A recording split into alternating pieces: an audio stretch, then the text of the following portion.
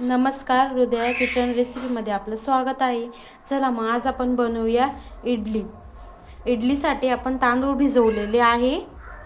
तांदूळ आपण 3 तास भिजवून घेतले। आता याला आपण मिक्सीमध्ये काढून घेऊ।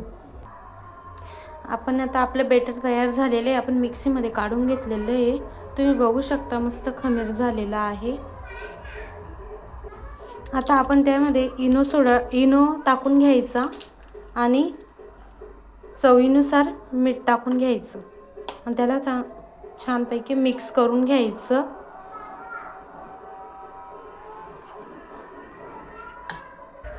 आता आपण इडली करण्यासाठी आपण आता इडलीचा कुकर ठेवलेला आहे। तर आपण इडली पात्रामध्ये हे बेटर इडलीचं टाकून घ्यायचं। याला आपण छानपैकी तेल लावलेलं आहे। चला आता आपण हे याच्यात टाकून घेऊ। आता आपण इडलीचा कुकर ठेवून दिलेला आहे। इडली पात्रामध्ये आपण आता इडलीचं बेटरही टाकून दिले। आता आपण झाकण लावून घेऊ। आता आपण झाकण लावून घेतलेले याला 15-20 मिनिटं होऊ द्यायचं आहे। आपले आता 15-20 मिनिटं झालेले आहेत। आता आपण झाकण उघडून बघून घेऊ। आता आपण झाकण उघडूया।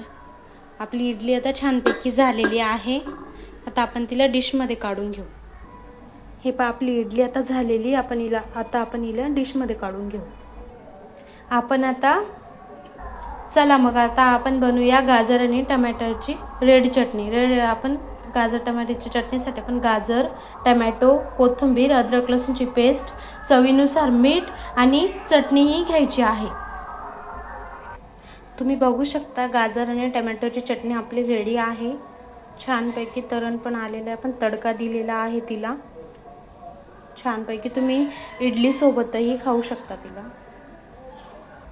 आणि आपण इडली सोबत ग्रीन चटणी बनवून घेतलेली आहे। लसूण, अद्रक आणि ओलं खोबरं आणि कोथिंबीर, मिरची आपण ही घेतलेली आहे ग्रीन चटणीसाठी। आणि यात आपण चवीनुसार मीठ टाकून घ्यायचंय। छानपैकी आपली चटणी मस्तपैकी झालेली आहे। तिला मिक्सीमध्ये काढून घ्यायचं। खोबरं वाटण छानपैकी तयार करून घ्यायचं चटणीसाठी।